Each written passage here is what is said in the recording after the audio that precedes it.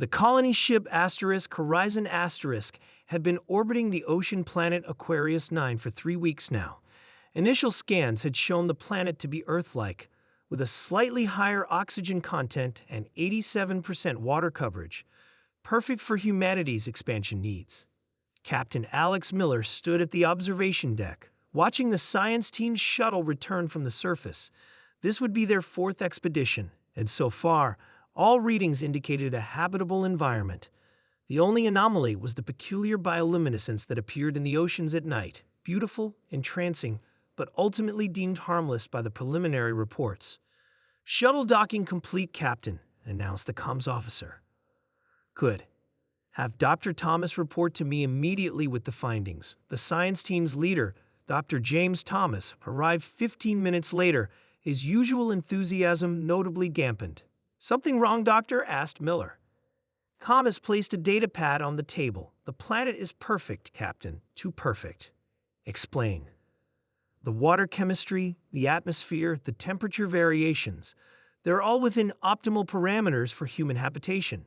But we've found something unusual." Miller leaned forward. "I'm listening." "The bioluminescence we've been observing, it's not random.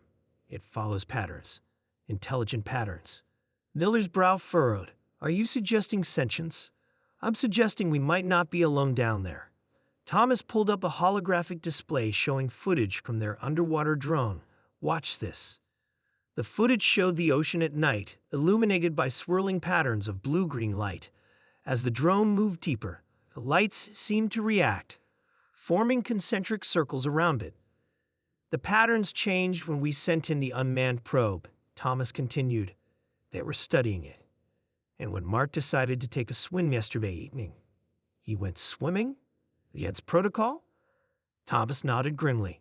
"He's fine, physically, but he came back, different. Insisted the water spoke to him. We had to sedate him." Miller cursed under his breath. "Quarantine him. I want a full medical workup." 3 days later, 5 more crew members had taken a swim, despite explicit orders not to. All reported the same experience, the glowing waters calling to them, whispering promises of knowledge and peace. All exhibited the same glazed look, the same insistence that the humans needed to join with the waters. Miller called an emergency meeting with his senior staff. "We're dealing with some form of psychic influence," stated Dr. Lisa Reynolds, the ship's chief medical officer. "Brain scans show unusual activity in the limbic system and frontal cortex of affected crew. It's almost like they've been rewired." "Are they dangerous?" asked Miller. "Not actively. But they're persistent about getting others to swim. And they're growing more agitated as we restrict access to the shuttles." Security Chief David Jackson spoke up. "We've contained them in the medical bay, but they're becoming increasingly distressed. They keep saying the tide is coming and the waters will rise regardless." Miller made his decision. "We're implementing full quarantine protocols.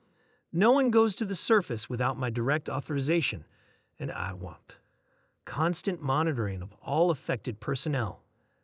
That night, alarms blared throughout the ship. Miller rushed to the security center, where Jackson was reviewing camera footage. "They broke out, sir. All of them simultaneously. They disabled the locks somehow, working together with a precision I've never seen before." The footage showed the affected crew moving in perfect synchronization, disabling systems and overpowering guards without a word spoken between them. Where are they now? They took Shuttle B. They're headed for the largest ocean on the southern hemisphere. Miller slammed his fist on the console. "Prepare a team. We're going after them." By the time Miller's team reached the surface, it was too late. They found the shuttle abandoned on a rocky outcropping overlooking a vast bay.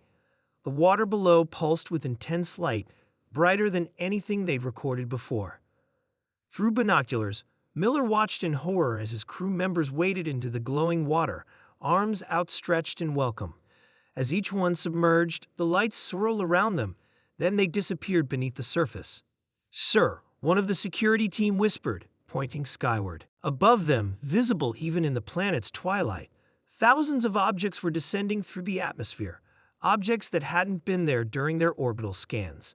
"My God," breathed Miller, "they're ships." The comms officer's voice crackled over Miller's headset. Asterisk arisen asterisk to ground team. Captain, we're detecting massive energy signatures entering the system. Multiple vessels of unknown configuration. They're not responding to hails. Miller understood with sickening clarity. It was a trap. The water, the lights, it was all a beacon.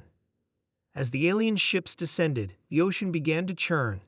Massive forms rose from the depths, structures that had been hidden beneath the waves, now awakening after who knew how long. The bioluminescence coalesced into recognizable shapes, landing pads, docking stations, an entire alien port facility emerging from the sea.